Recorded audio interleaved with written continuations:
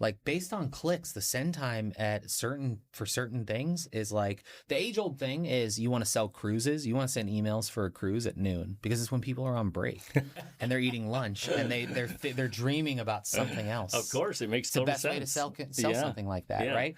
And what about a mortgage? Hey, you want a bill in the mail that's really big every month? When do we send that? Exactly. we were talking to a baby formula company yesterday, and they were like asking like, well, how would you get creative? 3 a.m. That's exactly what I said. I was like, why would you not send an email campaign at 3 a.m. and say, funny. We know that you're awake? The witching hour. Yeah. Yes. But or you were probably on your third cluster feeding. Yeah. Because they're newborns. But what you're talking about is being super granular and intentional, right? In the detail. And that's what we are lacking in the sense of just like we're good at pounding the pavement, developing relationships. And we've done that for 3 years and it is effective. It is a sledgehammer though, right? As opposed to a scalpel. And we're abundantly busy. You're granite mining for sure. Yeah. We're abundantly busy right now because that works. But what does it look like and what are we leaving on the table by not going a little more surgical like we're talking about? And that's the piece I get really excited to talk to you about. Yeah.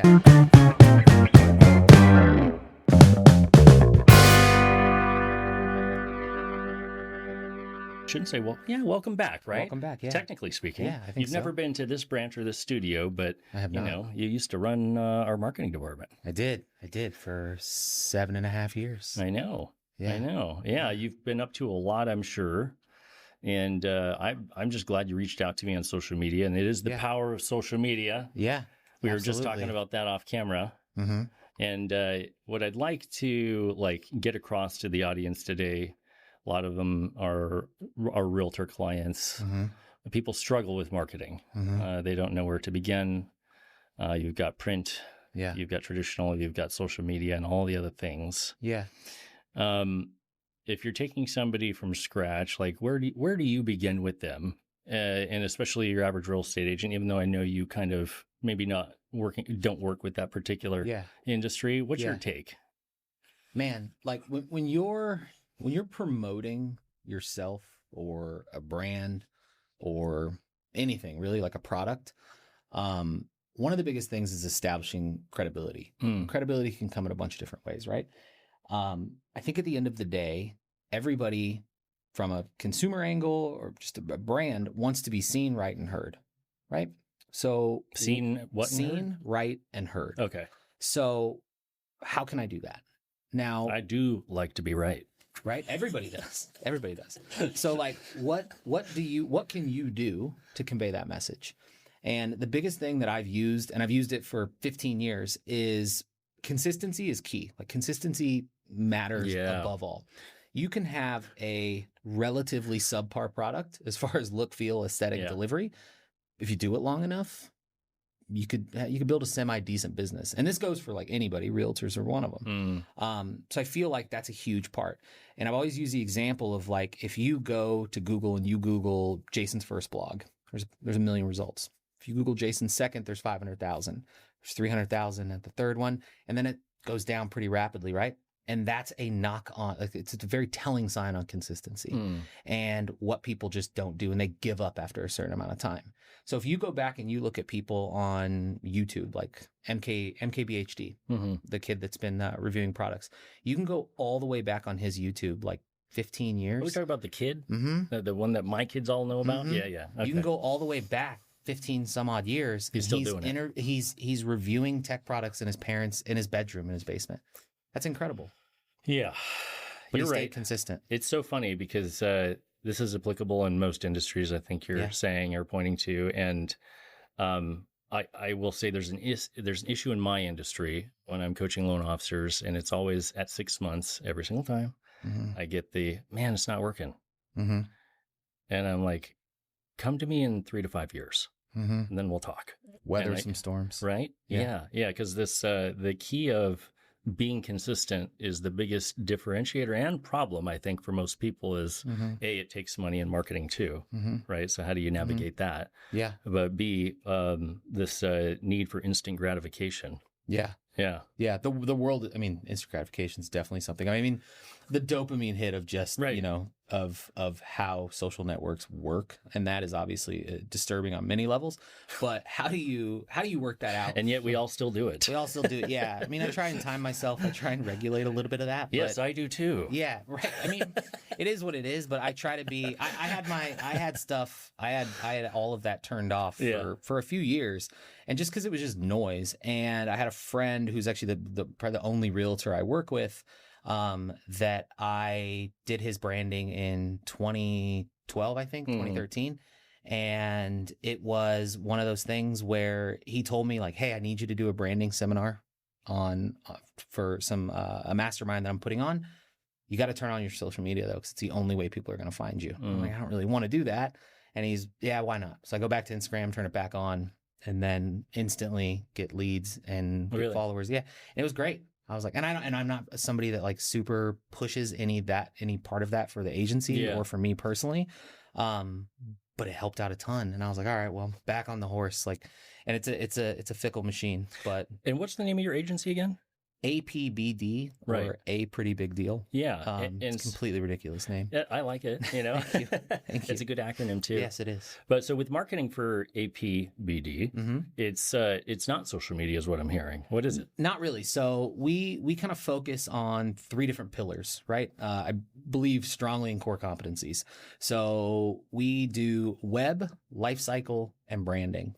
And those are containers, some bigger than others, but most of the web that we do is DTC, direct to consumer brands that are selling direct to consumer either on their .com that we run, which is on a platform called Shopify. Is that like a funnel or? Shopify no, I've heard of. It's a straight e-com shop that is theirs. Yeah. So, and then as part of that, we manage a bunch of different places they sit on the web.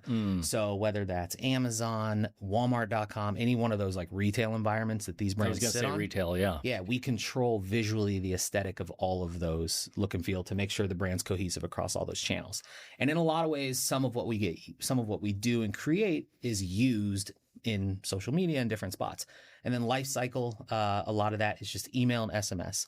So whether that's top of funnel people that are brand new and, you know, either coming in inbound from an ad or what have you, or just naturally organically.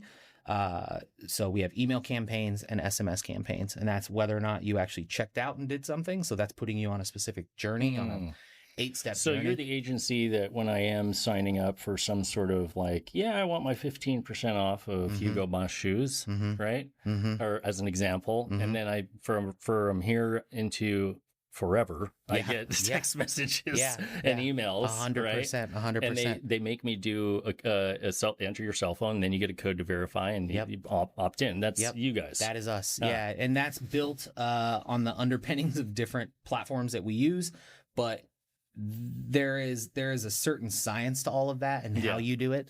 Talk about that a little bit. I'm curious what the science is. I've always been so fascinated because like we have it at our branch level with our CRM, and you can set up email and SMS automations. But I will tell you, we're probably failing at it right now. Yeah. And I struggle with, sorry for the interruption, but I struggle with what is appropriate in terms of our culture and our style in sales is very relationship focused and not wanting to be pester.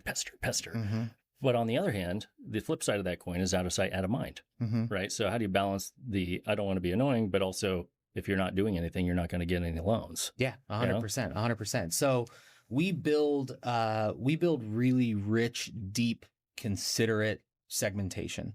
And that segmentation is built on a bunch of different things, like a bunch of different basically markers of how many times did you click an email? How many times did you transact in a certain window of time? What is the predictive LTV, lifetime value of a customer? What are all of these different measurements, right? One of the biggest things that email and SMS, or mainly email, that people are unaware of is open rate. So everybody pushes open rate, right? Open rate is a vanity metric. It's a non-existent metric for the most part. And it's not a North Star that people should use. And it's not something that I push. So, or that our agency pushes. And a lot of clients that we spin up or that we take over other agencies will come to us and be like, well, we have a really high open rate, but our customer acquisition cost is through the roof. Our conversion rate on email is garbage, but we have a really high open rate. I'm like, well, it's because it's a vanity metric. So if that's not it, what is it? It's click through. It's click through. It's awareness of how much they're like, what signals they're giving you towards purchase, and how many times are they converting? How many times do they click an email before they convert? And there's different segmentations along those, right? So if you sign up for that Hugo Boss thing and you get 15% Here they are, off, by the way. there they What are. do you think? So they look beautiful. So you like tan shoes, but let's say that in a segment, Depends on the color scheme. exactly, you got to be represented. So let's just say you signed up on a Tuesday. Mm-hmm. Well, I know that based on who you are and based on your cohort, it's going to take 8 days for you to use that coupon. Well, maybe 8 days hits and you haven't used that coupon yet. I'm going to throw you into a different segmentation. And I'm going to say, let's just say that you click that email twice. So that puts you into a deeper segmentation. Now, based on what I know of you, you're 50% more likely to convert if I go up to 20%. So if I go up to 20% on day 9, bringing you into a different customer journey, I've got you, right? I've converted you, which is a really fruitful thing. Yeah. So there's all those signals. Then when you buy, I'm looking and I'm focused on my customer acquisition cost. How much did you pay for those shoes?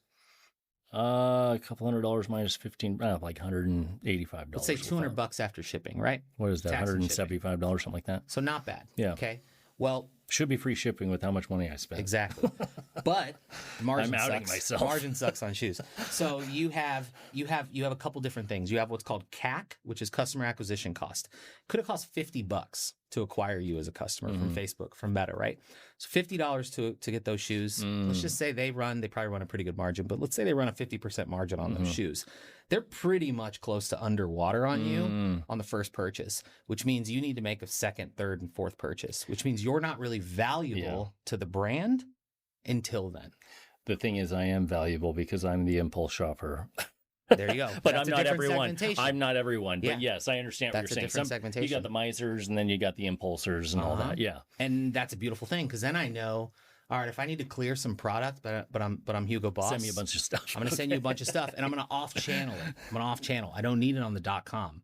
That's where you'll make the purchase, but I don't need it visible on the .com. Can I ask you, is this something that can be translated over into my world of mortgage? 100%. Yeah. So like where, from a realtor standpoint, I've always pushed it for the last, I left mortgages in 2020. Now, I always pushed it for 7 years in it. Before then, you're not going to compete with Zillow. You're not going to compete. That's the thing, right? With any of that. I always felt like, why even bother trying to go consumer direct if God knows what Rocket spends on a monthly basis on marketing for consumer direct and Super Bowl ads and all that. But like for me, it's always been like, well, David versus Goliath, and I could just go out and do my thing in the marketplace, and it's always served me really well. Yeah. But I've been so frustrated, and we're starting to, just barely scratch the surface with all this stuff. But I've been so frustrated. How do I crack over into the consumer direct? I can't figure it out. Yeah, that's fair. So I think Maybe that's just the wrong focus too. Maybe. I think that, as an agency, we've never advertised. Never advertised once. Never paid for it. Never done any of that. And all of our clients are 100% word of mouth. So I would wager to say your book of business specifically, is great. We have a big one. Right? It's awesome. So how are we talking to those people? What are those signals that they're giving us that they're interested? What do we know about their rates today? What do we know about them in 6 months? Yeah. What predictive things can we put in place that give us a quicker at bat when things dip or things go down, whatever scenario? Here's the idea that I can't take credit for. I want your take on it. Yeah. In regards to what we're talking about. VIP list. We just came out of a high interest rate environment. We're still in it, but it's settling a little bit. Sign up to be on our list. Refi watch. Give us your interest rate, and tell us how low you want your rate to be, or whatever. Or once interest rates drop at least 50 basis points below what you have, we will let you know. Right? Something along those lines where we're not going to spam you. We're going to reach out, but we're not going to spam you. A no spam promise. And they give us name, phone number, email, loan amount, and whatever. Not too much information. And then we have, these aren't past clients. How we get that consumer direct type stuff, I don't know. Yeah. But that's kind of the idea I was coming up with that I kind of stole from somebody else with their permission. Yeah. I think that's great. I mean, as long as so many people have high rates. Yeah. I mean, a million, right? Like it's exclusively high rates at this point. So, I mean, especially if you purchase in the last 5 years. So I think that, yeah, it's a great idea. What signals are, so there's a bunch of different things. And then what is the median they're willing to accept? If 50 basis points is the drop, are they willing to accept 30? Or are they willing to accept, obviously they're willing to accept 60 and it's not going to drop that fast, but like maybe they're willing to accept certain things. And I think you can tell the temperature there. So like for me, I would say, okay, well, obviously we want to A/B test subject lines. So if their movement point they've established is 50 basis points, that's well and good. But we need to establish whether or not they're going to click and provide a signal that 30 is of interest. Because 30 is, if that's of interest, that goes into a different segmentation. I'll speak to you a little bit differently. Okay. The tonality will change somewhat, right?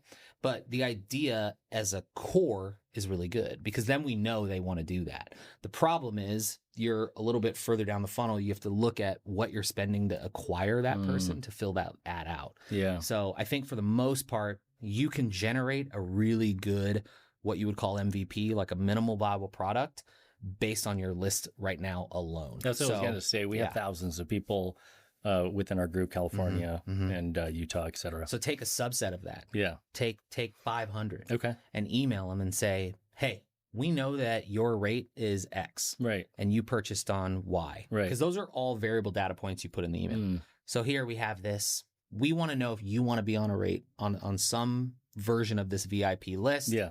We would love to help you.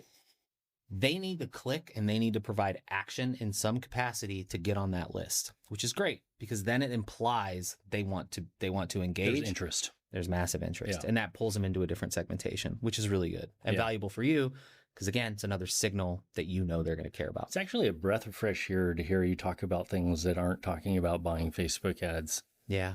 I have to be honest with you. Because like we have the gold mine, it sounds like is what you're pointing to already in existence. It's how you mine 100% what you have. Yeah, 100%. Because it's also less expensive, correct me if I'm wrong. It's free. I mean, it's dramatically less expensive. Yeah. So I mean, to run an email platform is really not very much. A lot of the building and the understanding of like this automation and customer journeys. That's where you come in. That's where I come in. Yeah, because I feel complete anxiety around that. And we miss you, Ryan. Hey, thanks, man. Thanks. It's fair. But it's just something that gets me excited because I told you this off camera. Like all of this, I do it because I enjoy it. I really like being, a conversationalist, and then for sure. Realtors enjoy it. It's not necessarily because I want to go viral or have some delusion of grandeur. My ego's big, but it's not that big. So it's nice to know that this can be what I originally intended it to be, rather than trying to swing for the fences all the time. Yeah, that's all you care about. I think, like a lot of the people we work with, or almost everybody that we work with, is we're just there to provide value. Yeah. And if we can provide value, like you said, I don't have delusions of grandeur thinking we're going to be around forever. Yeah. Or that we're not going to be replaced by what's going on in the market now. Yeah. But I think that there's ways to leverage those tools. There's ways to use them. Can we talk about that? Yeah. I have a ton of thoughts on that. Yeah, I'm all confused because I went from the stage similar to social media. I don't want to deal with it, and now we're here. Look, now I'm at the point where we had one of our guys who is a real advocate, and I'm like, fine, come and show me. And he's like, he downloaded ChatGPT, paid $20 a month for Plus. I'm not getting into Claude, even though my producer Hi Corey wants to, and I'm like, whoa, I can like do all this different shit. Sorry. Yeah. And then I had light bulb moments coming off, right? I can upload a report and have it diluted down for me rather than going like this and reading it for 30 minutes, all, write emails, you name it, right? It's so interesting. And that's just obviously the tip of the iceberg because I'm a novice and I don't know what I'm doing. I can't even prompt correctly. The deeper versions of that are life-changing. So I know that ultimately, especially with desktop underwriting and as we advance as an industry, where do we fit into that equation? I have no idea. But like, I'm curious from your perspective in marketing, how this should be deployed or how it's being deployed. So back up slightly, right? I'm 41 and I graduated high school in 2003. So I think that unless you were just a savant and you were just a early kid that was brilliant on computers, my age group missed that first like SEO dominated wild .com bubble that you could really build these incredible products and get super rich and make all these really cool things. This is just not. You graduated in the year 2000, right? 03. So it's not where. sorry. Yeah. 03, It's not where I was 02. There you go. It's not where I grew up. So right. I made a conscious effort that when and my agency's been around for this summer will be 6 years, but I had a copywriting company that I also ran the first year with a business partner, and I own this company outright, but that other company I owned with a business partner who was a copywriter, and we ran clients on that side of the business before this, and I saw AI kind of coming in the distance, and I'm like, this is wild. So I made a very conscious effort, and I sat down with my best friend, my childhood best friend, and I said, look, here's my assertion of where AI is today. And this is just ChatGPT, using it for a week and being absolutely blown away. I was like, okay, totally. Right? Like, this is insane. My observation of this is that we missed the first boat. We will not miss this one. You're talking about the internet. Mm-hmm. So I'm like, we missed the internet. We will not miss this one. Yeah. And I said, take me along for the ride, Ryan. Right? So we dove in deep. And when we dove in, we learned a bunch of things. And I think that I use the example of like today, I'm pretty well educated. I'm maybe in like junior high. He is like MBA level. Everybody else, I'm still in the womb. Everybody else I talk to is either in the womb or brand new. But here's what I'll tell you: like a small anecdotal sample size, right? Yeah. Our entire we have about 30 salespeople between Idaho, California, Utah, and Minnesota. Right? It's just the Thibodeau Morel group. Ask me how many of those 30 use AI. How many is that? I'll be 100. 3. What? 3 out of the 30. I'm one of them. That's disappointing. Yeah, I know. Yeah. And we're trying to change that this year, but we're also not 100% clear how to use it other than start, editing your emails but like I realized when I really like a couple housing reports that I get monthly that I share with the team, and I would send them the PDF and that no one would read it, but you could upload the PDF and say, please dumb this down. And I dictate, I don't type anymore. Right. Yeah. Even on my phone, the Whisper app or whatever. Yeah. AI infused dictation. All of that stuff is like supercharged my efficiency. And then I'll just say, for a first grade level loan officer, could you please make this easy to understand in an email? And then I upload the granular detail 30-page housing report, and it goes, boom, done. Yeah. And I'm like, whoa. Yeah. That's the little stuff, but it's like, nonetheless, I've shown that, I've implemented that, all these long ass emails I need to write for reviews or reports or whatever. I just dictate. And then I review and I'm like, I don't like that, this, that, or another thing. And then it just starts sounding like me over time because of the master prompts you create, right? Yeah. But I can't get anybody to buy into it. So here's the problem. So you have 2 problems. But I think the biggest problem I see, and I kind of was able to tell this, I could see this coming just by human nature, is if I'm spending enough time with my robot articulating what I want via ChatGPT and I'm sending it to you, let's rewind back 2-3 years to you, who is casually aware of AI, but generally does not use it at all, hasn't downloaded it, doesn't use it.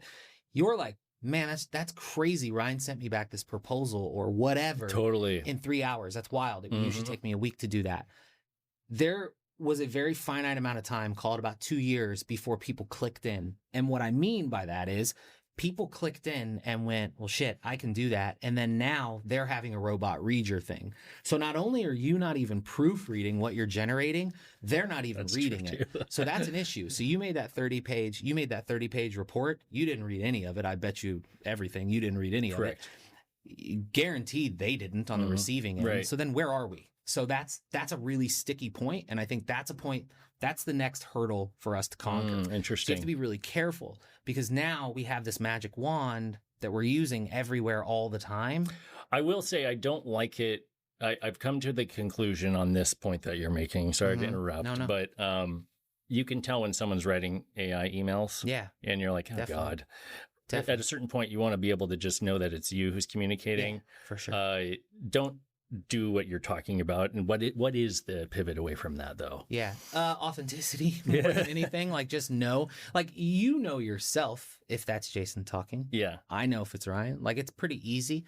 For the most part, just be authentic with the computer and it'll be authentic back to a degree. I mean, that's Are you definitely talking strictly with AI? yeah, that's a slippery slope though, because I think that like productivity is like cocaine. Like you'll get addicted and you'll keep doing it. What I've started to do is let AI know, hey, I'm dictating to you, and I do not want you to change what I'm saying.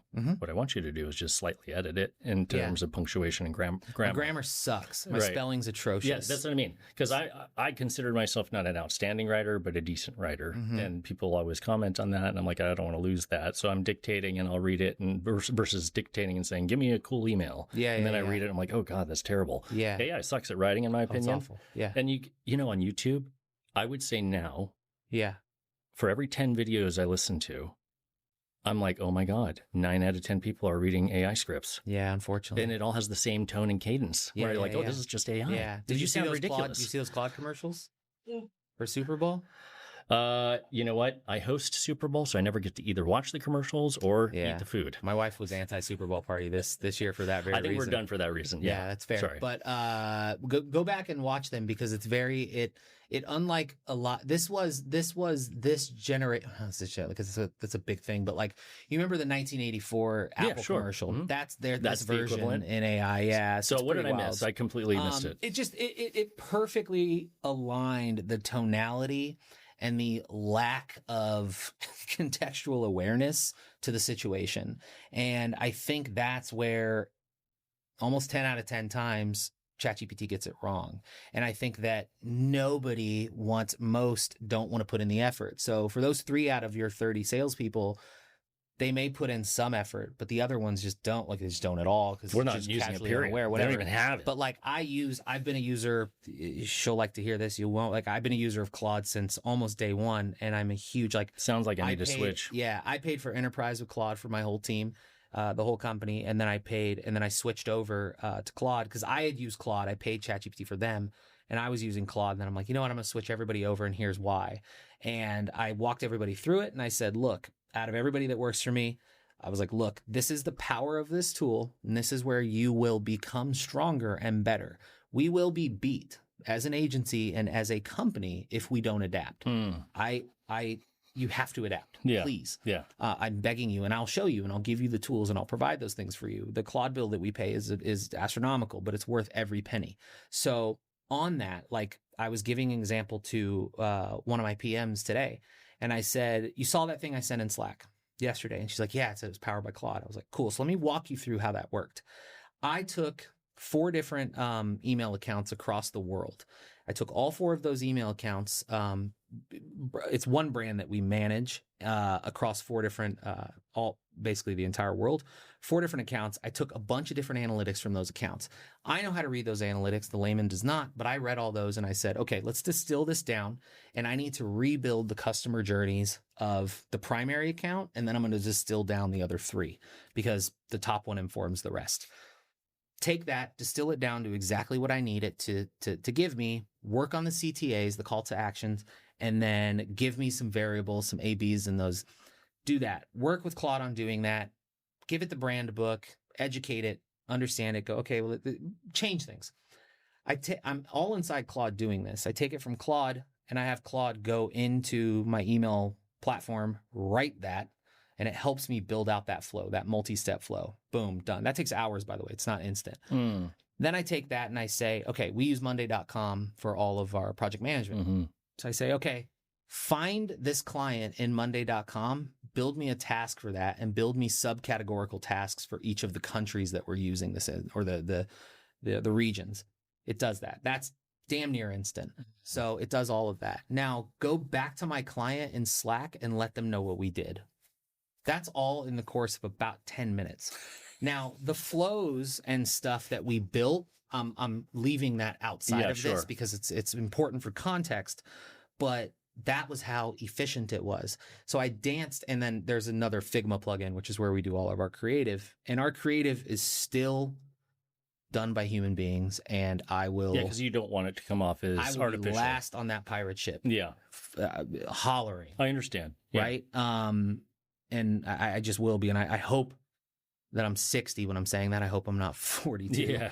But we'll find out for we'll sure. find out, and we're going to find out rapidly. So, but that was a real turning point. And once a quarter, I fly in. The 4 email accounts, in layman's terms, just because I want to make sure that landed for me and I understood. Are you talking about email campaigns, email accounts? Help me understand what I'm talking about 4 different regions. So UK, EU, Canada, and US. I can't say who the client is, but the regulatory bodies are different everywhere, right? Yeah. Just generally for email, and then secondarily what they sell. So, but what were you analyzing exactly?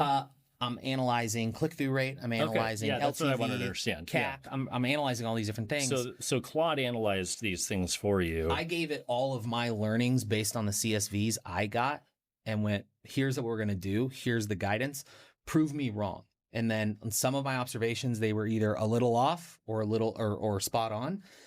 The one biggest thing that you use with AI is AI typically, it's gotten better lately, but typically it's really bad at math. So I will say, hey, if you come to a conclusion, put how you got there next to it, which is fine. Show your work. Yeah. It's what you did in school, right? Do you feel like Claude's better than ChatGPT at that?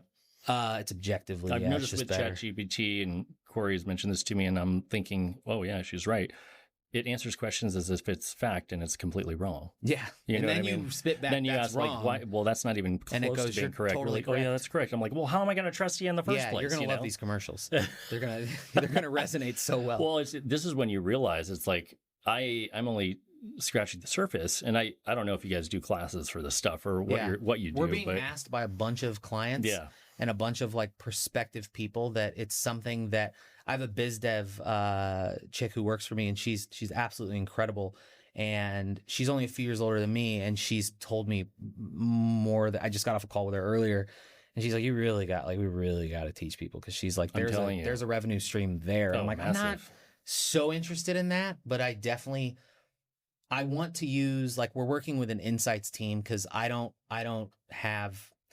really I don't have enough people that care about consumer insights from a direct to consumer brand that we have an outside team that we work with, and it's 3 wonderful women. And I've essentially, by way of probably 10 hours worth of conversations on Zoom with them over the last month, have helped build or have built a couple of AI tools that they're using. Talking about agents or? No, just like different plugins with Claude, where I'm like, just here, use these things to help you with like margins and like stuff, just understanding for like consumer insights, so you can take that and be more powerful. Yeah, sure. And that's stuff that you're like relatively quick to do, but that they weren't even thinking about. And these are the things that A, on one hand, give me anxiety, and B, give me a lot of excitement. The anxiety comes from a place of, I really need to get this fucking figured out. Yeah. Right. Because I don't know where to start other than dabble. I think it's just to buy a surfboard and get out in the water. Yeah, which I'm doing. Which you're doing. And I think that's Claude released that thing a couple days ago that was the read of people's perceived impact of AI across all these different industries, and then what the actual impact is. And the delta between the two is way bigger than you think. So what's the perceived impact? Let's just say like 10x more than what the actual impact is. So, if you're a plumber, that impact, like, it's just objectively, it's going to be a long time. Maybe if you're doing your own bookkeeping or something. Yeah. But like attorneys, those types, like, and they need to come up with nanotechnology first. Those types of people, people like you, people like me. Yeah. Like, we're quicker to be replaced than electricians. Well, my vision would be to like have some sort of widget or agent in the AI space that I can plug and play for not just my loan officers, but my realtor referral partners, that maximizes efficiency and is kind of a turnkey where they don't have to be the genius figuring it out. Yeah.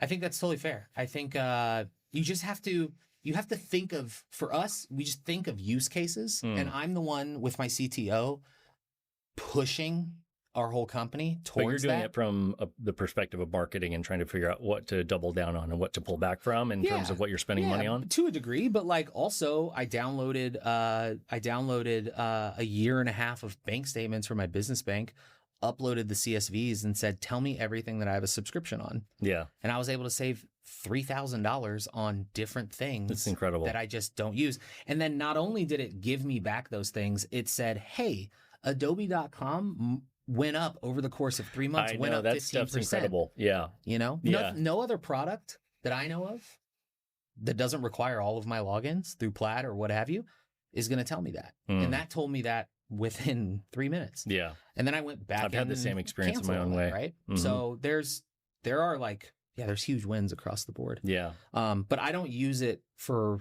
exclusively working on our agency or our business. It's your I use it for life, man. Yeah. I use it for everything. Like I camp a lot with my daughters, and through what's called adventure guides, which used to be known as Indian princesses, through the YMCA. And I run our group. And it's hard. It's like herding cats, right?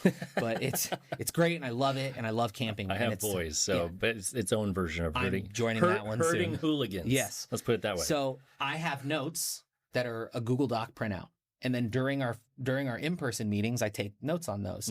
I scan that in AI. I scan that with Claude, and I say, take all my notes, take what you know of the Google Doc, and basically give me an SMS that I can report back to the squad of like everything that they need. Isn't that great? And then it does it. I know. Now, I would have had to like debrief for 45 minutes.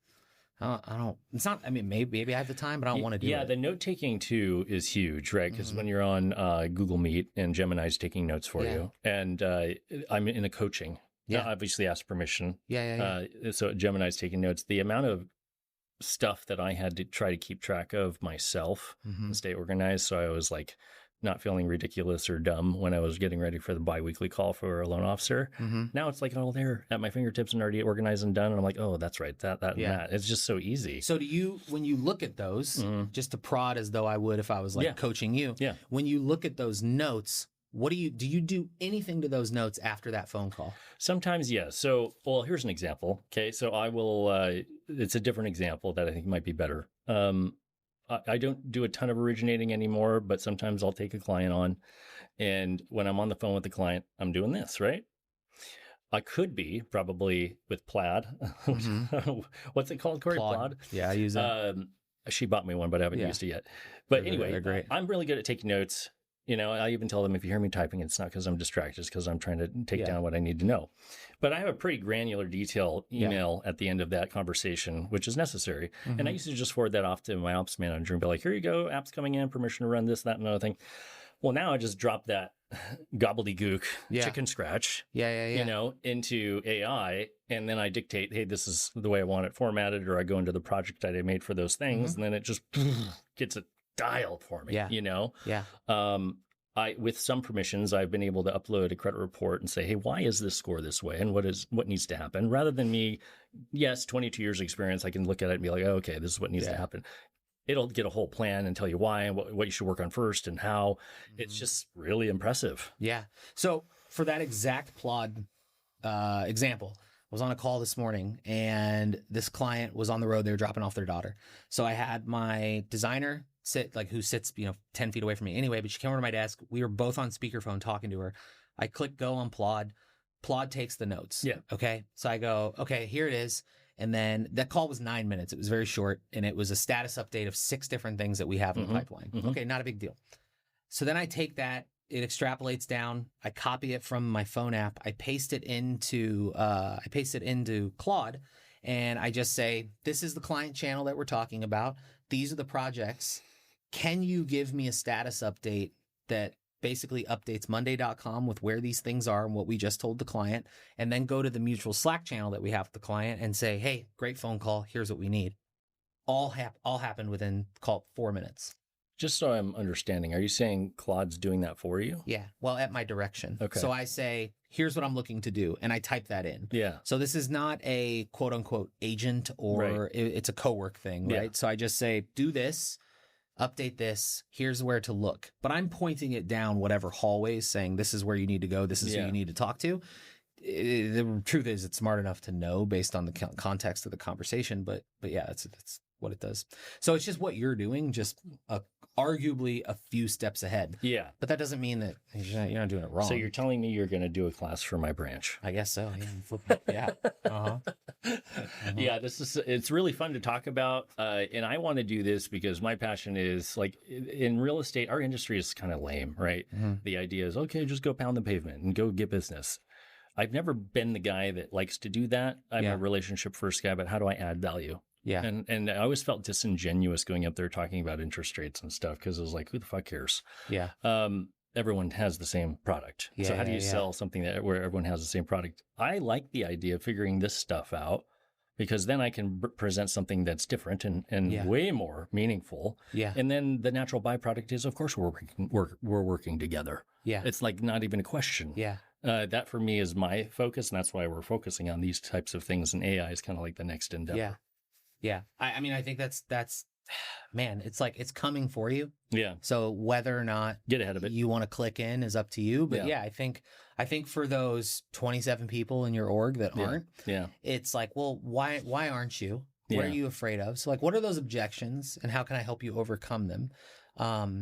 And I'm okay with just the people that want to buy into it and let them be the proof of concept, right? Yeah, that's fine. But I think that like I walk my PM is based in North Carolina. She's been my longest running employee. She's amazing. She writes everything down on a whiteboard, everything down on paper. Now everything's done in Slack, Monday, like everything. So all of that's like, it's redundant. Like it's great. It's her way of doing things. And I totally appreciate it. But I've been working with her on like, hey, this is the best way to do this. And this is just more efficient. And if you do it this way. Is she starting to turn the needle on that? Yeah, for sure. She's killing it. Yeah, and you have to be really intentional. You do. And I'm like, hey, look at how long these things take for you. Because everything that we do is usually, 3 to 6 weeks ahead of time. And that's massive. Like we ran Black Friday, Cyber Monday, which is basically 2.5 months. It's Q3 or Q4 rather. We ran 12 brands successfully through that. Now that is like, I don't know how many emails it was. I think it's like 2,000 or 3,000 different email designs. So it's ridiculous. But without, not to do any of the creative, but to do all of the wrangling, 100%. Yeah. You have to. Yeah. I'm super excited to talk more about this with you off camera in terms of what is it that we need to figure out, not just with AI, but with the SMS and email, with the gold mine that already exists with our current clients. Yeah. What does that all Send look times, open, like the best time for people to actually open it. Yeah.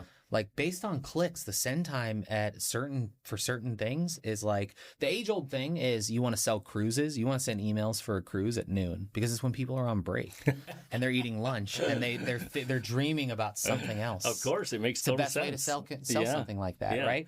And what about a mortgage? Hey, you want a bill in the mail that's really big every month? When do we send that? Exactly. we were talking to a baby formula company yesterday, and they were like asking like, well, how would you get creative? 3 a.m. That's exactly what I said. I was like, why would you not send an email campaign at 3 a.m. and say, funny. We know that you're awake? The witching hour. Yeah. Yes. But or you're probably on your third cluster feeding. Yeah. Because they're newborns. But what you're talking about is being super granular and intentional, right? In the detail. And that's what we are lacking in the sense of just like, we're good at pounding the pavement, developing relationships. And we've done that for 3 years and it is effective. It is a sledgehammer though, right? As opposed to a scalpel. And we're abundantly busy. You're granite mining for sure. Yeah. Yeah. We're abundantly busy right now because that works. But what does it look like and what are we leaving on the table by not going a little more surgical like we're talking about? And that's the piece I get really excited to talk to you about. Yeah. Yeah. That's the fun part, man. I think for us, it's a blast. And I'm always game to talk about that stuff. Like the creative and the branding side of the business and like the cool clients we get to work with. That's awesome. But I also am like pretty transparent about how we use AI with them. Yeah. And I'm like, hey, this thing that we did, we just had this massive meeting and here was our ability to provide this thing really quick. The idea is we would want that because that means you're being way more efficient. Yeah. Yeah. I think we're out of time. And I know we were just scratching the surface, but Ryan Hayes, dude, damn good to see you, dude. You too, man. Yeah. Thanks for having me. Thanks for joining me and thanks for reaching out. Power of social media. All right, everybody. Until next time. Thank you.